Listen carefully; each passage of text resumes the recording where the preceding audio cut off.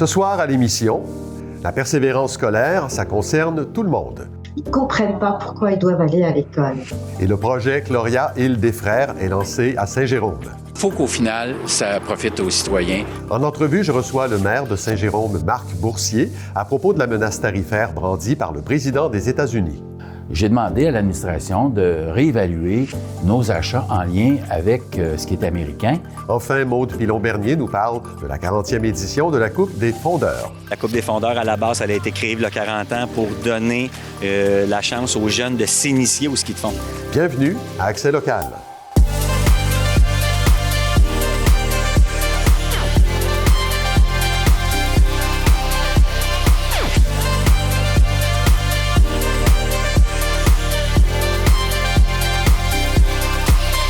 Mercredi 12 février 2025, bon début de soirée, c'est Claude Desjardins en compagnie de Clara Matéjonet. Bonsoir Clara. Bonsoir Claude. Alors, les journées de la persévérance scolaire, on est en plein dedans, ça se poursuit jusqu'au 14 février. Alors, qu'est-ce qu'il y a au programme cette année? Alors, c'est le PREL, soit les partenaires pour la réussite éducative dans les Laurentides, qui chapeautent les activités dans la région. Les journées de la persévérance scolaire existent depuis 2004 au Québec et se veulent un rappel à la population que tout le monde peut jouer un rôle dans la motivation d'un élève à persévérer. Ce n'est pas non plus pour rien que les journées de la persévérance scolaire se déroulent à la moitié du mois de février, un peu plus donc de la moitié de l'année scolaire est passée. Le froid et la grisaille jouent sur le moral aussi, mais c'est aussi le début de la préparation aux fameux examens du ministère pour plusieurs étudiants à travers la province. Et qu'est-ce qui se passe dans la région pour souligner cette semaine-là? Alors, il y a plusieurs activités prévues dans les écoles, un gala de la persévérance scolaire aussi, ainsi qu'un événement spécial qui aura lieu vendredi prochain à la Place Belle, le rendez-vous avec Laurent Duvernay-Tardif pour une 5e année consécutive pour célébrer la réussite éducative. Durant les journées de la persévérance scolaire, le PREL lance aussi le projet pilote TOPLA. Valérie Pichot, qui est directrice générale de l'organisme, nous en dit un peu plus à ce sujet. Quand on fait TOPLA comme ça donne de l'énergie, ça donne beaucoup plus d'énergie que si on dit juste tiens bon, accroche-toi. On communique beaucoup plus de choses. Au centre de service scolaire de Rivière-du-Nord, tous les chauffeurs d'autobus vont même accueillir leurs jeunes avec ce TOPLA. Et demain, Clara, c'est le jeudi Persévère. Qu'est-ce que c'est exactement? C'est une journée où le PREL invite la population à porter une touche de vert sur ses vêtements dans le but de créer une vague de soutien pour les élèves et les étudiants. C'est vraiment au cœur de la vision du PREL de créer un mouvement collectif pour motiver les jeunes. C'est la raison pour laquelle l'organisme compte sur plusieurs autres organismes différents et pas juste les écoles pour faire passer le message. On écoute à ce sujet Mme Pichot. C'est le bruit qu'on fait autour de l'importance de la diplomation, autour de l'importance de la qualification. C'est ça qui compte. Et Clara, il y a même des municipalités qui participent au mouvement. Oui, Claude, de plusieurs villes des Basses-Laurentides ont hissé le drapeau du PREL devant l'hôtel de ville cette semaine, dont Prévost, Saint-Hippolyte, Sainte-Thérèse et Mirabel. Parlant de persévérance, quelle est la tendance là, des résultats scolaires au Québec? En 2024, le taux de réussite à l'épreuve ministérielle de français en secondaire 5 était de 70 5 points de moins qu'en 2023. Du côté des résultats en sciences pour l'examen du ministère en secondaire 4, ils ont aussi chuté. Le taux de réussite est passé de 74 à 60 en un an. Certains justifient ces résultats par la grève de la fonction publique ayant touché les écoles, notamment à la fin de l'année 2023. En mathématiques, toutefois, le taux de réussite est passé de 70 à 78 à l'épreuve ministérielle de secondaire 4 dans le cours de CST. C'est donc une nette amélioration. Et pour ce qui est des résultats en anglais, ils sont plutôt stables. J'ai demandé à Mme Pichot, en 2025, quel était le plus grand obstacle à la persévérance scolaire chez les jeunes. On peut écouter sa réponse. Le manque de compréhension, le manque de sens, c'est ce qu'ils nous disent. Ils comprennent pas pourquoi ils doivent aller à l'école. C'est ça le plus difficile pour eux. C'est-à-dire qu'ils nous disent, oui, mais tout ce qu'on m'apprend, je peux le trouver sur Internet. Je n'ai pas besoin de l'apprendre. C'est disponible. Et le message que nous, on leur donne, mais tu vas pas à l'école pour apprendre ces connaissances. Tu vas à l'école pour apprendre à raisonner, pour apprendre à développer ton esprit critique. En 2023, un sondage léger révélait que 22 des jeunes de 18 à 35 ans considéraient qu'un diplôme était moins important qu'avant la pandémie pour occuper un bon emploi. L'année suivante, un autre sondage identifie la fragilisation de la santé mentale des jeunes comme facteur principal pouvant nuire à la motivation des élèves et étudiants de la province. On parlait plutôt là, de l'importance de la mobilisation de la communauté pour encourager les jeunes. Ça aussi, ça se chiffre. Tout à fait. Toujours selon un sondage léger réalisé en 2022, 80% des jeunes accordent de l'importance aux conseils de leurs parents dans leur parcours scolaire. 57% des jeunes citent un parent comme étant un facteur d'influence positif dans leur persévérance scolaire, 37% un enseignant et 33% leur cercle d'amis. 89% de la population québécoise pense que la société en général doit en faire plus pour soutenir la réussite éducative des jeunes. Sur ce, je laisse le mot de la fin à Mme Pichot. Il y a plein de trajectoires qui ont été changées parce que il s'est passé quelque chose comme ça au bon moment avec la bonne personne.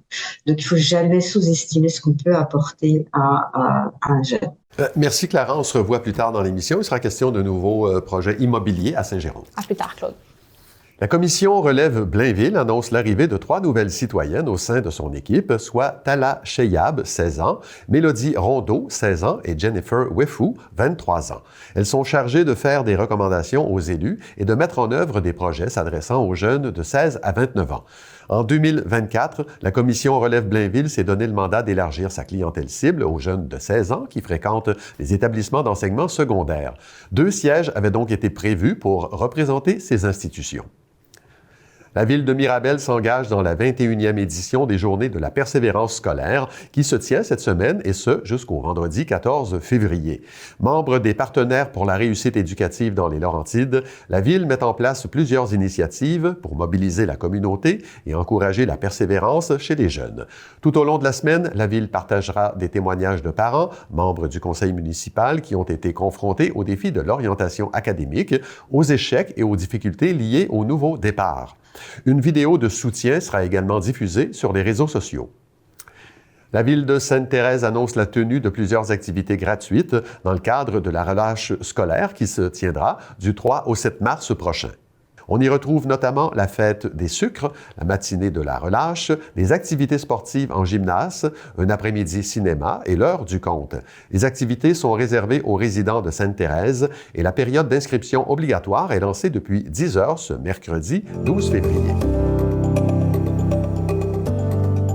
Devant la menace tarifaire brandie par le président des États-Unis, le maire de Saint-Jérôme, Marc Boursier, lance un appel à la solidarité régionale et à la concertation quant à la réponse à donner à notre voisin du Sud. Sa ville s'engage d'ailleurs à donner l'exemple. J'en discute avec le principal intéressé. Monsieur Boursier, bonsoir. Bonsoir. Alors, tout part d'une déclaration publique que vous avez faite le 4 février. Oui. À ce moment-là, vous vous réjouissiez du fait que le président américain accordait au Canada un sursis d'1 mois. Les choses changent rapidement parce que ce monsieur-là, c'est un individu qui est totalement imprévisible. Est-ce que, selon vous, M. Trump se sert justement de l'incertitude qui manie comme une arme? Ça me fait bien rire tout ça parce que il se comporte un peu comme un gérant de lutte. Une des connaissances de M. Trump, c'est Vince McMahon. Et il y a une série qui est sur lui, justement, qu'on peut consulter. Et puis, vous savez, à la lutte, là, il y a des provocations qui se font dans l'arène, au micro. Ouais. On sait que c'est une mise en scène. Et Vince McMahon est un spécialiste là-dedans. Il avait même impliqué sa famille. Et aujourd'hui, on voit Donald Trump un peu comme dans The Apprentice ou encore, justement, comme Vince McMahon le faisait sur un ring, provoquer, tirer à gauche, à droite, dire toutes sortes de choses pour déstabiliser. Et c'est un style qui... Écoutez, il faut le comprendre, ce style-là, là, et c'est sûr que ça crée de l'incertitude et beaucoup d'inquiétude chez les citoyens. Je me sentais, en tout cas, investi d'une mission de rassurer les gens de Saint-Jérôme et aussi d'interpeller mes collègues des Laurentides, justement, face à ce comportement-là. Et je termine avec la famille McMahon. Et Vince McMahon était à son intronisation comme président.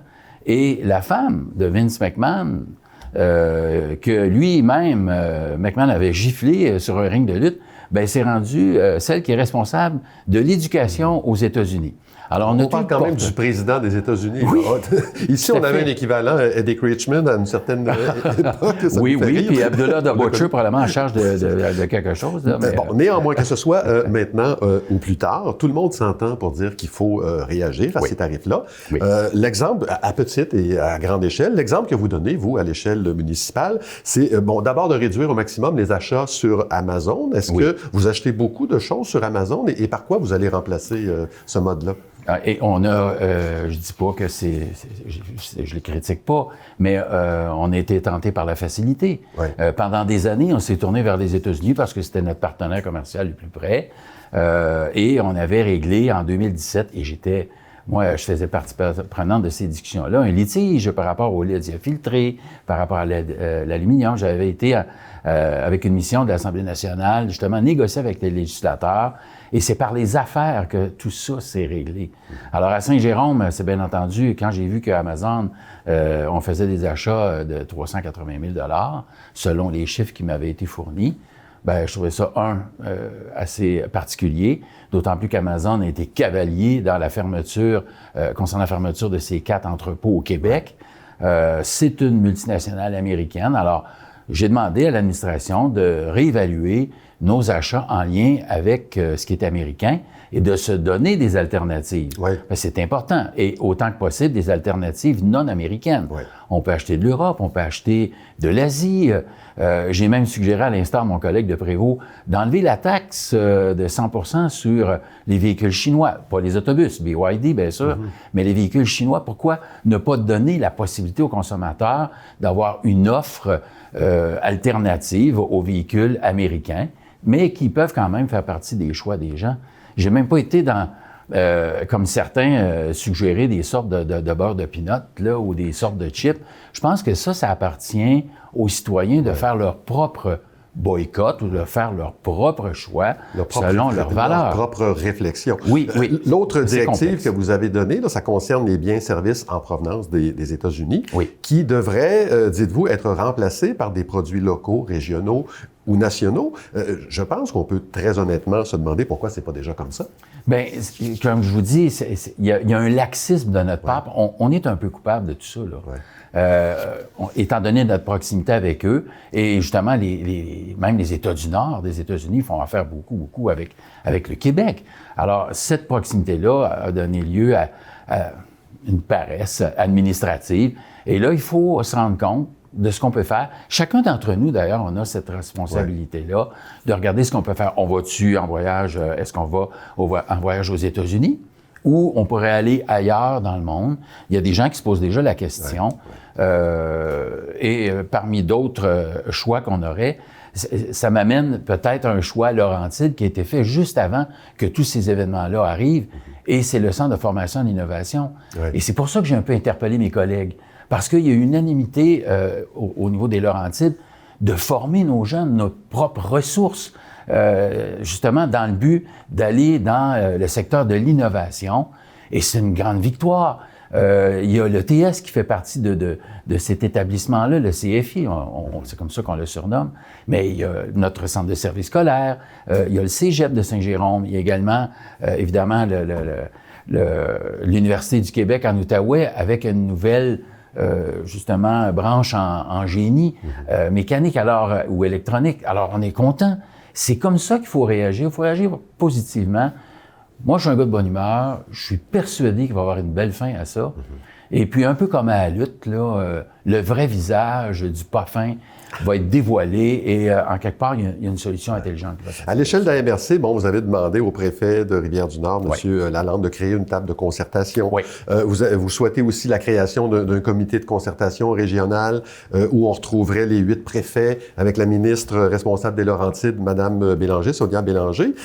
Est-ce que il est prévu ou même souhaitable que les régions se parlent aussi entre elles? Bien, c'est sûr qu'on a échangé dans la discussion puis dans la mise en commun de toutes nos alternatives, de tous nos renseignements qu'on est meilleurs. Alors, moi, je suis persuadé, exemple, qu'à Sainte-Thérèse, ici où on se trouve ce soir, l'usine de Paccard est inquiète parce qu'ils exportent la majorité de leur production de camions aux États-Unis. C'est une usine de chez nous. Ils ont 1000 travailleurs, dont, on me disait, 120 quelques de Saint-Jérôme. Alors, on est unis par ça aussi. Ouais. Il faut acheter ou promouvoir les produits de Paccard. Puis, je fais un petit détour par Lyon électrique. Je peux pas m'empêcher de vous en parler aujourd'hui parce que j'ai vraiment crié sur tous les toits que les problèmes de Lyon étaient dus au gouvernement fédéral. Du fait qu'ils avaient mis en branle un programme, le ZETF, qui subventionnait à 50 % le coût des autobus pour les transporteurs scolaires canadiens. Or, le gouvernement fédéral n'a jamais mis en œuvre ce programme-là, mais Lyon, durant ce temps-là, eux, ont acheté des pièces, engagé du monde. Ouais. Et c'est de là que découlent leurs difficultés. Et là, on se retrouve avec les mêmes acteurs qu'on est allé solliciter à Ottawa. Je suis allé à Ottawa pour dire, écoutez, aidez Lyon, activez votre programme. Ouais. Mais les mêmes acteurs négocient pour nous avec les Américains. Et quand je vois, exemple, le nouveau chef du Parti libéral, M. Pablo Rodriguez, je le salue, mais il nous avait bien dit, on va faire un tour de roue, puis vous allez voir, on va organiser ça pour Lyon électrique. C'est canadien, c'est... Effectivement, on y a rappelé que c'était québécois. Ça emploie des Québécois en majorité de Saint-Jérôme, mais 80 % de pièces québécoises, et ça fonctionne avec notre électricité. C'est exactement ce qu'on recherche là. Fait que déniaisez-vous, là, et activez le programme ZETF pour peut-être un futur acheteur de Lyon. Moi, j'étais un acheteur, je regardais tout de suite ce produit-là. C'est des autobus qui sont remarquables, qui ont été décriés par les médias montréalais, pas par ceux des Laurentides. Et à tort, parce que c'est un produit, premièrement, qui est le meilleur en Amérique du Nord. J'étais à même de le constater. Et c'est les meilleurs constructeurs d'autobus scolaires. Alors, on parle de produits québécois, là. On parle d'achat local. Accès local, bien là, écoutez, tout est dans tout. Vous dites que la réponse là, au tarif, dans la réponse à ces tarifs-là, qu'il faut agir avec rapidité. Là, je vous cite, créativité et agilité.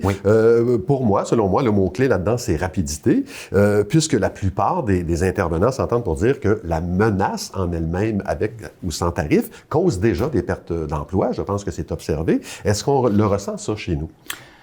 Je vous dirais qu'à Saint-Jérôme, on a un boom. Moi, je suis fier de vous dire que Saint-Jérôme va de l'avant dans plusieurs projets. On inaugurait hier un projet à l'île des Frères de Chloria. Demain, on inaugure un projet de Cisco Max au centre-ville où on fait de la densification. Il y a un paquet de projets immobiliers à Saint-Jérôme. On vient d'implanter 2 promoteurs, 2 investisseurs dans notre parc innovant.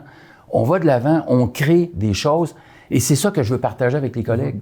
Parce qu'il faut se regarder nous-mêmes. Qu'est-ce qu'on peut faire, nous, à place de paniquer ce que les autres vont faire, vont nous taxer?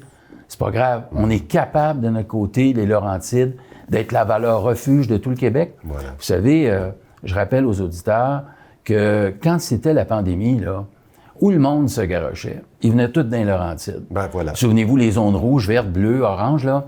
Et nous, les gens venaient ici chez nous, sont établis dans les Laurentides. On est une force pour le Québec.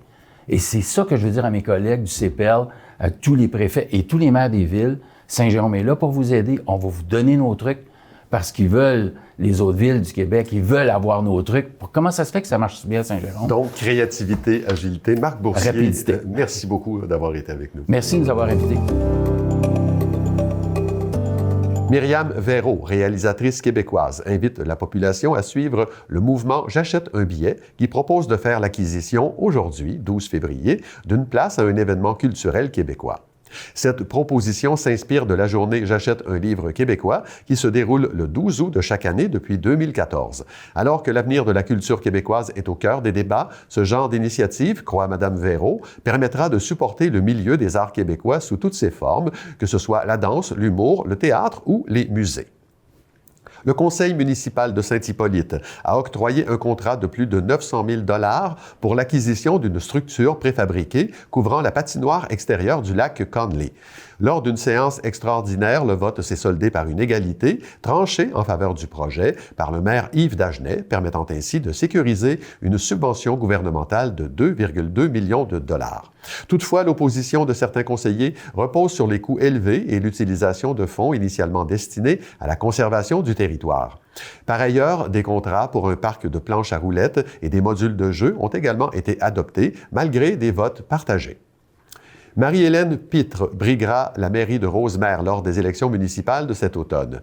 Conseillère municipale depuis 2021, elle cumule 15 ans d'expérience en vente et marketing et s'investit désormais dans le développement durable. Détentrice d'une maîtrise en management et développement durable au HEC de Montréal, elle souhaite bâtir une ville dynamique, inclusive et respectueuse de son patrimoine.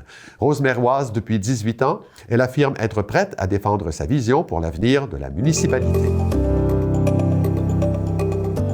Les 3 dernières fins de semaine ont été marquées par la 40e édition de la Coupe des fondeurs, un événement très important pour les adeptes de ski de fond. Et Maude Pilon-Bernier nous a préparé ce qui suit.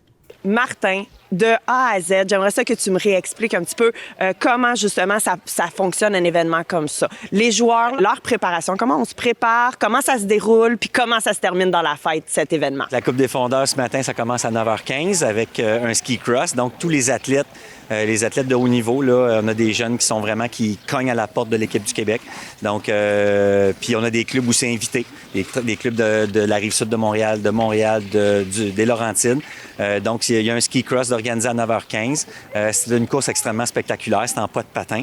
Donc, ça a lieu. Et ensuite, c'est le départ des générations où les enfants de toutes les écoles vont prendre part à un départ style défilé avec leur professeur d'éducation physique et on va faire école par école et ils vont aller skier tout simplement là, dans les pistes pour s'amuser. Puis ça, c'est vraiment bien parce que ça va leur inculquer justement le plaisir d'être dehors et en même temps le plaisir de la compétition. Tu nous parlais de 2 missions importantes chez les fondeurs. Est-ce que tu peux nous rappeler c'est lesquelles? Oui, bien sûr. Donc, la Coupe des fondeurs, à la base, elle a été créée il y a 40 ans pour donner la chance aux jeunes de s'initier au ski de fond. Il y a 40 ans, le ski de fond, c'était populaire, mais pas comme aujourd'hui. Donc, notre mission, c'est une initiation. Puis aussi, on a une initiation à la compétition.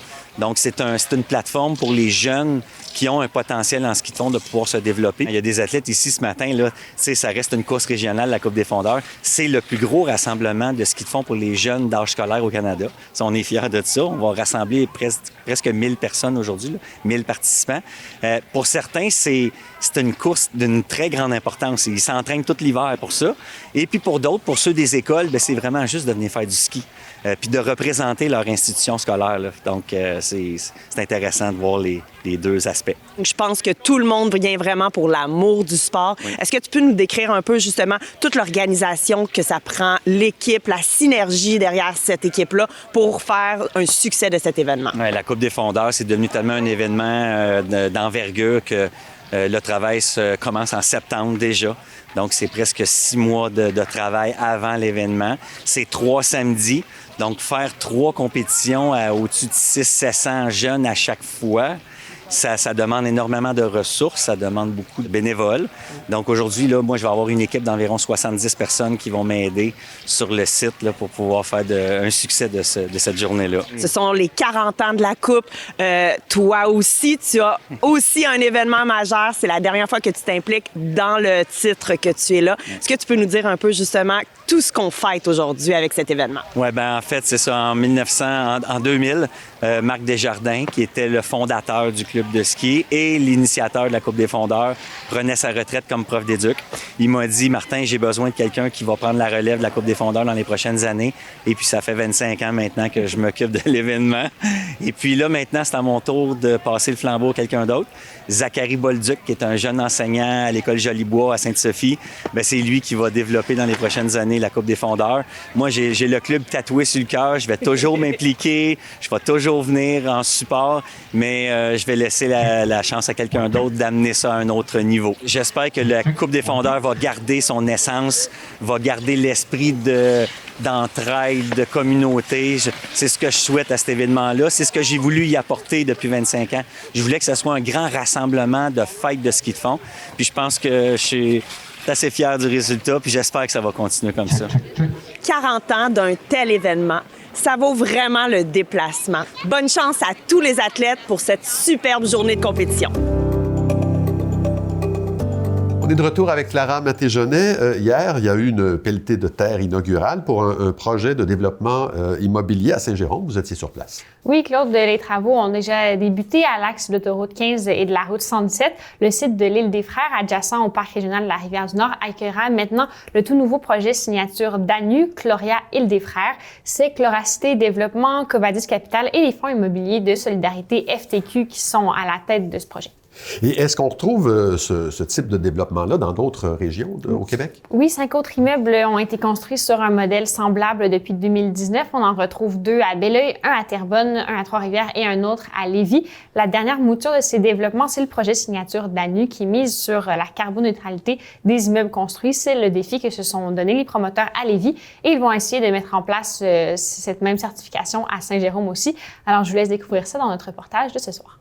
Bien, ici, avant, c'était l'île des Frères, mais dans les années 60, plusieurs élèves de la commission scolaire de l'Art des Ormeaux venaient ici pour des activités scolaires. Il y avait des ateliers de ressourcement. Et les frères étaient propriétaires des lieux à l'époque. Le frère Marie-Victorin était aussi un observateur très attentif des lieux. Et puis, à un moment donné, le site est tombé à l'abandon. Une partie est devenue le parc régional, mais l'endroit où est justement le projet Gloria, c'est un endroit qui était abandonné, donc et en bordure de la rivière du Nord. Bien, avec un taux d'occupation de 0,3 c'est clair que parmi tous les projets d'habitation à Saint-Jérôme, celui-là est très important. Ça va être des logements, évidemment, qui vont être un type de... Je dirais, ils vont tenter des expériences avec ces logements-là. Il y a des services de proximité qui vont être ici. Donc, on va faire quelque chose de particulier et je trouve qu'il va être en lien un peu avec toute cette idée de parc régional à côté de l'île des Frères, des logements qui vont évidemment être disponibles pour les travailleurs de notre futur parc industriel innovant. J'ai piloté une commission extraordinaire spéciale sur l'habitation à Saint-Jérôme qui a fait que ça a pu accélérer plusieurs projets qui étaient justement je dis pas retardé, mais mettons que les procédures administratives sont très lourdes. Il faut qu'au final, ça profite aux citoyens et c'est certain qu'on va avoir plus de logements bientôt. C'est 135 unités locatives qui vont être au-dessus d'un supermarché à Avril qui va être près de 24 000 pieds carrés. On a fait une signature qui s'appelle la signature d'ANU de les projets de Gloria. On a mis quand même l'avant-garde, les meilleures technologies au sujet de la construction, mais aussi ajouter la nature, la biodiversité et l'économie circulaire, gestion d'eau, juste pour avoir une résilience environnementale qui est beaucoup plus importante que les autres projets standards, on va dire. Alors, on commence avec la nature, puis on reconstruit la façon qu'on fait la gestion de nos sites. C'est très important aussi d'avoir le data et de calculer c'est quoi qu'on fait et pourquoi on le fait. Alors, efficacité d'énergie, mais aussi de regarder les solutions de biophilie. Toutes nos initiatives qu'on fait, on vise la certification bâtiment carbone zéro. Donc, Lévis, c'était notre premier, ici, c'est notre deuxième. Donc, absolument, c'est l'objectif. Alors, on a un partenariat avec l'Université de Concordia, qu'on a 56 chercheurs qui travaillent comme partie prenante dans nos projets. Alors, c'est eux qui font la recherche des nouvelles pratiques autour de la monde, qu'on est capable de le faire impliquer et calculer et le faire documenter dans une façon assez réelle. Alors, c'est avec des universités qu'on travaille pour vraiment être à l'avant-garde de les façons de la construction qui est même pas dans le marché déjà ici au Québec. Alors, ça pourrait être juste comme le technique dans les façons de quel type de robinet, la façon qu'on fait la gestion à l'intérieur des édifices, mais aussi dans les stationnements, au lieu de juste avoir des îlots de chaleur. Pour nous, les îlots de chaleur dans les stationnements, c'est aussi important de faire la gestion d'eau. Alors, on a même coupé les différentes sections et avoir le biophilie, les différents types de végétation qui absorbent l'eau, qui est quand même assez importante. Alors, même dans notre façon de faire le paysage de l'extérieur, on n'utilise pas les systèmes de gicleurs, pas des gicleurs gicleurs, je m'excuse, dans une autre façon.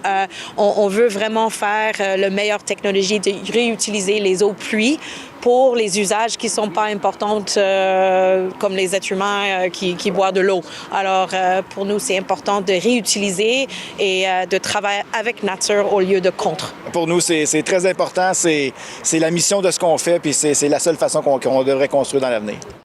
Et est-ce qu'on sait quand est-ce qu'on va pouvoir couper le ruban inaugural? Les premiers résidents devraient être accueillis à la fin de l'été 2026. Merci Clara, on se revoit demain. À demain, Claude. Ben voilà, c'est tout pour aujourd'hui. Merci beaucoup d'avoir été là. L'émission Ma banlieue suit à l'instant. Je vous invite également à consulter l'ensemble de notre programmation sur le tvbl.ca. Au nom de toute l'équipe, je vous souhaite une excellente soirée à notre antenne.